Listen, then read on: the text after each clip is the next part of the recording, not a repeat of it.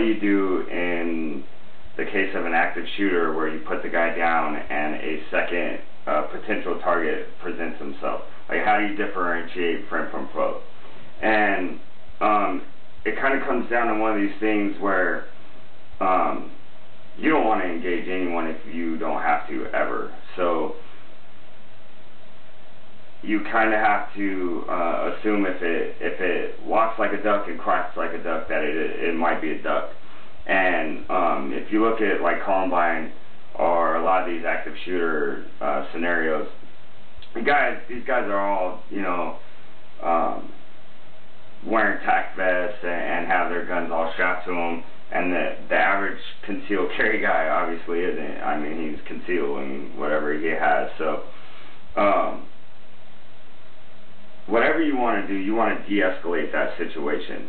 So one of the things where I differ from Irish is that I'm probably not going to holster my weapon until I hear the cops coming down, you know, coming in or coming down the way. So what I am going to do is in the case of a second potential target, is I'm going to start, you know, I'm probably going to be already pushed up on the initial shooter, because if you go and you hide behind in a doorway or behind a column, or, you know, depending on where you're at, you find cover somewhere. The further away you are from that active shooter, if he comes to, if he wasn't dead, he's probably got his weapon strapped to him or nearby, and the last thing you want to do is be trying to engage from further off than you have to. So I'm going to push all the way up on him. What that's going to allow me to do is, as I see another potential target, I want to be as non-threatening as I possibly can, because if you threaten that guy and he spooks, now you're in another gunfight. And he's going to be all hopped up on adrenaline and stuff. So two things I'm going to do. I'm going to position myself around the initial target so that as I have my firearm on that initial target, I now have the target in between me and the potential, you know, target or the potential threat. So I'm going to have it either in the low ready or position sold, and I want to be able to just snap up or snap out. Like, really, I don't want to have to snap up, but, you know, this is a non-threatening stance. And as I'm, hey buddy, you know, easy, calm down, he's down, you got my back, right? Things like that. Call 911, things like that. If you could get him to call 911 and holster his weapon, that's the best thing for you.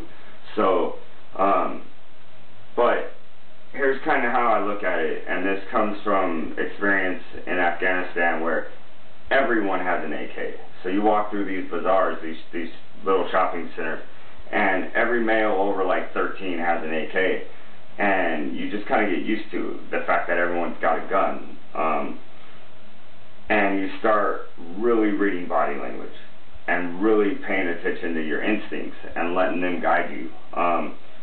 If the hair on the back of your neck stands up, you know, you need to listen to that. But so I'm going to position myself and have the active shooter that's already down in between me and the new potential threat.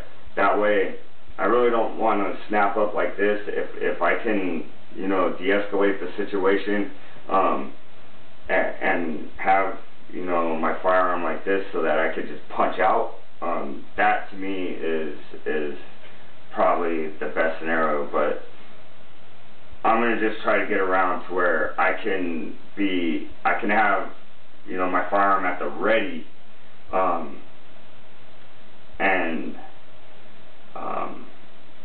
but be non-threatening, because the last thing I want to do is spook this guy and have him start putting rounds on me, because then I have to engage, and that's the last thing you want. And you know what?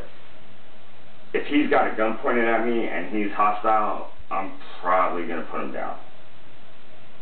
But I have enough faith in my ability that if he doesn't have his gun pointed at me, I know from here to here, I'm probably going to win if he's trying to go from a holster, or if he's going from here to here. Like, I'll err on the side of trying to spare this guy's life at all costs.